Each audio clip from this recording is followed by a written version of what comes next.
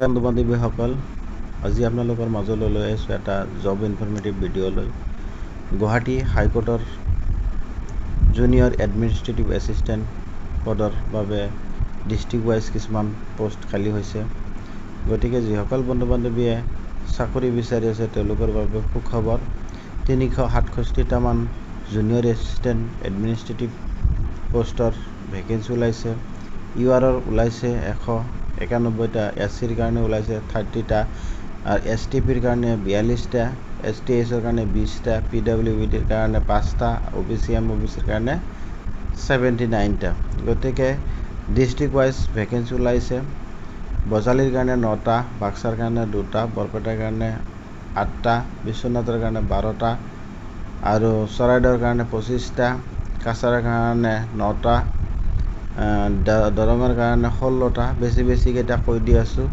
ডিমা হাছাওৰ কাৰণে 11টা, গোলাঘাটৰ কাৰণে 13টা, হোজাইৰ কাৰণে 13টা, যোৰহাটৰ কাৰণে 15টা, কামৰূপৰ কাৰণে 10টা, কামৰূপ মেট্ৰৰ কাৰণে 22টা। চবতকৈ বেছি ওলাইছে কামৰূপ মেট্ৰত।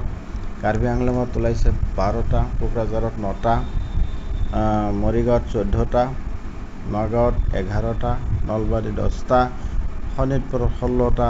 চবতকৈ বেছি ওলাইছে চালমাৰা মানকাচৰত 26টা, আৰু তিনিচুকীয়াত ওলাইছে 15টা, শ্ৰীভূমিত ওলাইছে 12টা।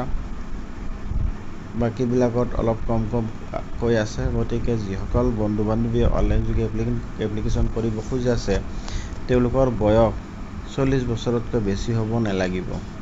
তেওঁলোকে OBC, SC, STP আৰু PWBT হিচাপে তেওঁলোকে চৰকাৰী নিয়ম অনুসৰি ৰেহাই পাব, আৰু তেওঁলোকে এমপ্লয়মেণ্ট এক্সচেঞ্জত ৰেজিষ্ট্ৰেশ্যন থকা হ'ব লাগিব। তাৰ লগতে এডুকেশ্যনেল কোৱালিফিকেশ্যন সিহঁতে গ্ৰেজুৱেট ডিগ্ৰীধাৰী হ'ব লাগিব।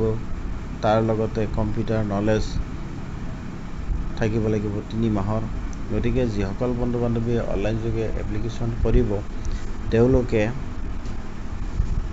ST, SC আৰু STHৰ কাৰণে 250 টকা, PWBTৰ কাৰণে কোনো ফিজ নালাগে, আধাৰৰ কাৰণে 500 টকা অনলাইন ফিজ, এক্সামিনেশ্যন ফিজ জমা কৰিব লাগিব।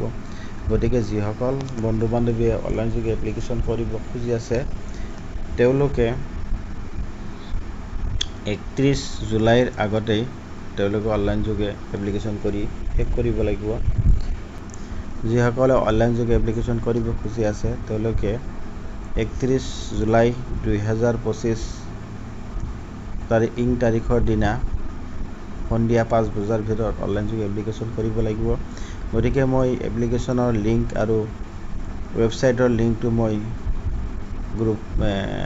ডেছক্ৰিপশ্যনত দি দিম, আপোনালোকে চাই ল'ব, আৰু পাৰিলে মোৰ চেনেলটো ছাবস্ক্ৰাইব কৰিব আৰু ফ'ল' কৰি দিব। ধন্যবাদ।